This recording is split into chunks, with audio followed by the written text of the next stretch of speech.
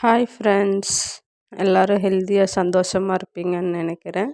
இன்றைக்கி நம்ம வந்துட்டு காலையிலே ஒரு மழையோட சூடாக இட்லியும் ஒரு பச்சைப்பயிறு குழம்பும் தான் பார்க்க போகிறோம்.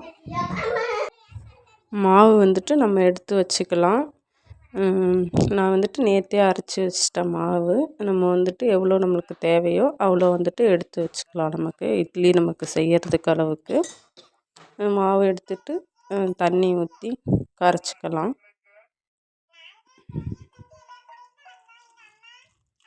லைட்டாக சால்ட்டு போட்டுக்கலாம். சால்ட்டு போட்டுட்டு கரைச்சிக்கலாம். மாவு வந்து கலந்து வச்சாச்சு.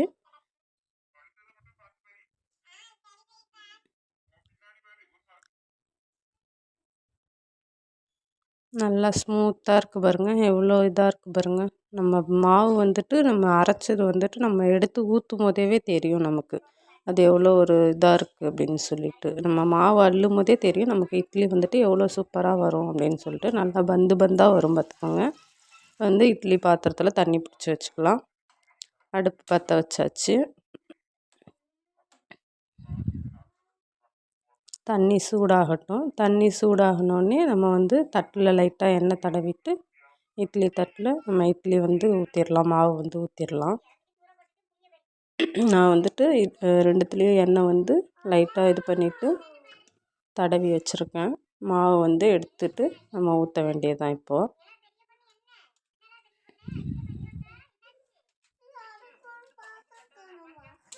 ஒரு குழியாக நம்ம ஊற்றிக்கலாம். நான் துணி வைக்கலை பார்த்துக்கோங்க. என்கிட்ட இங்கே துணி இல்லை, அதனால் நான் வைக்கலை. நீங்கள் துணி இருந்துச்சுன்னா துணியில் வச்சுக்கோங்க. அது ரொம்ப நல்லது துணியில் செய்கிறது, காட்டன் கிளாத்தில். நான் துணி இல்லைன்றதால நான் லைட்டாக எண்ணெய் இது பண்ணிவிட்டு இப்போ மாவு ஊற்றிருக்கேன்.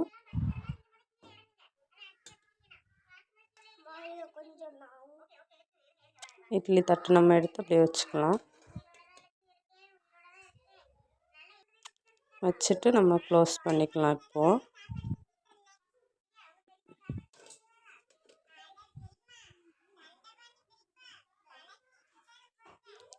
க்ளோஸ் பண்ணிக்கலாம். க்ளோஸ் பண்ணியாச்சு.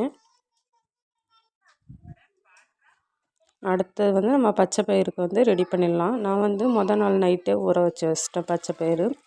அது நம்ம குக்கரில் கழிஞ்சிட்டு சேர்த்துக்கலாம். தண்ணி ஊற்றிடுங்க வேகிற அளவுக்கு. ஊற்றிட்டு நம்ம இப்போ மூடிட்டு விசில் வச்சிடலாம். ஒரு பச்சை மிளகாய் சேர்த்துக்கலாம். லைட்டாக ஒரு பச்சை மிளகாய், லைட்டாக கொஞ்சம் உப்பு சேர்த்துட்டு நீங்கள் வச்சுருங்க. வச்சு வேக வச்சுருங்க. வச்சாச்சு.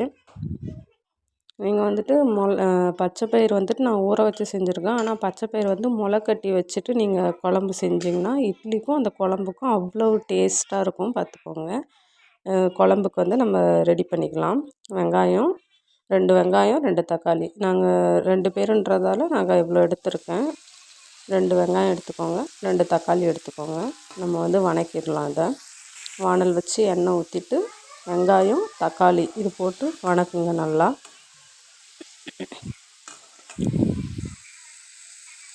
நல்லா கொஞ்சம் வணங்கினோடனே நல்லா கொஞ்சம் குழஞ்சோடனே இப்போ தனி மிளகாத்தூள், மல்லித்தூள், மஞ்சத்தூள் இது வச்சு எடுத்துக்கோங்க.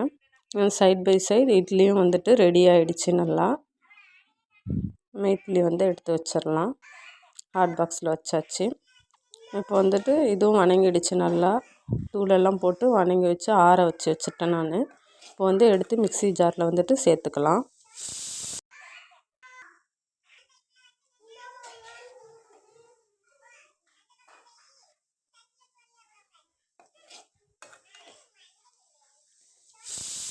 மிக்ஸி ஜாரில் சேர்த்து அரைச்சி எடுத்து வச்சுக்கோங்க.